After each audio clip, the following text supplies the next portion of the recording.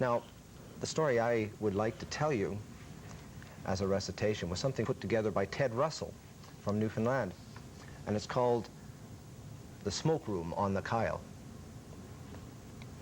Tall are the tales that fishermen tell when their summer's work is done, of fish they caught, of birds they've shot, of crazy risks they've run.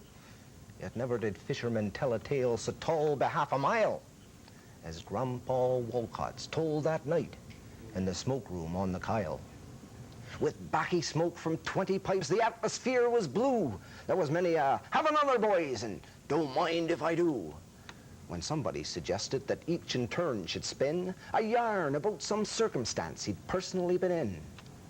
Well, the tales were told of barrels bent to shoot around a cliff, of men thawed out and brought to life that had been frozen stiff, of bank pots carried off by flies and pathways chopped through fog, of Woodsman Bill who barefoot kicked the knots from a 12-inch log.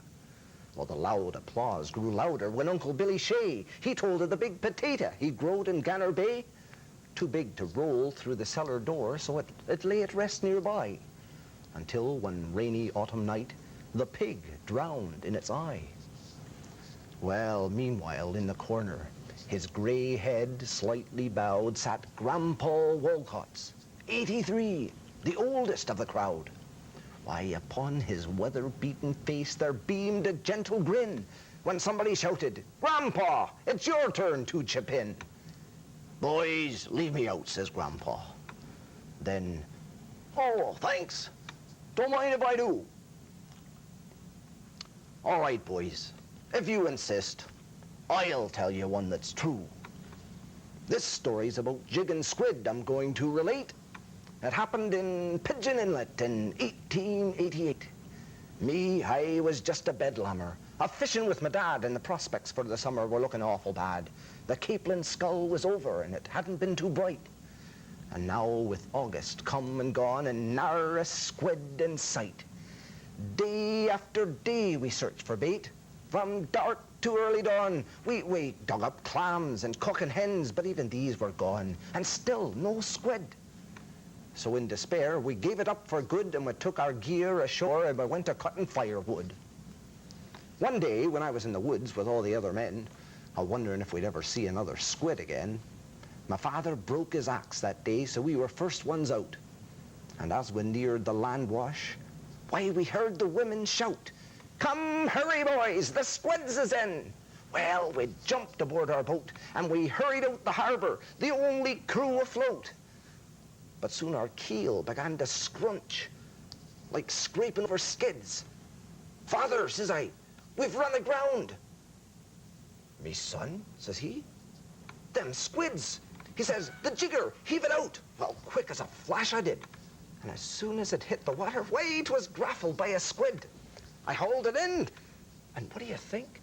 Just afore it cleared the rail, damned if there wasn't another squid clung to the first one's tail, and another clung to that one, and so on in a string. Why, I tried to shake them loose, but my father says, "You foolish thing, you've got something that was never seen before in Newfoundland. Drop the jigger, grab the string, and haul hand over hand."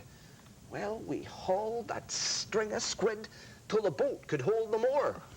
Then we hitched up the risings and we started for the shore. And the men, they was running from the woods. They'd heard the women bawl, "Don't hurry, boys," my father says. "There's squids enough for all." Well, he passed the string to Jonas Brown till he hauled in enough. And then Jonas passed the end around to his neighbor, Natty Cuff. And from stage to stage that string were passed throughout the whole night long, until Donnan found it on Eastern Point with Uncle Billy Strong, and Uncle Billy, quite thoughtfully before he went to bed, he took 2 half hitches of the string around the pump on his stage head. Well, next morning, Hartley's Harbour heard the news, and up they come with a trap skiff and 6 pairs of oars to tow the string down home. Well, after Hartley's Harbour had enough the following afternoon, from place to place that string were passed until it reached Square Poon. After that, just where it went, I don't exactly know. But some say it crossed the straits and landed in Fort Toll.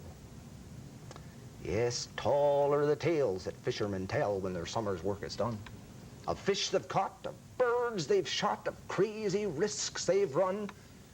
Yet never did fishermen tell a tale so tall to half a mile as Grandpa Walcott's told that night in the smoke room on the Kyle.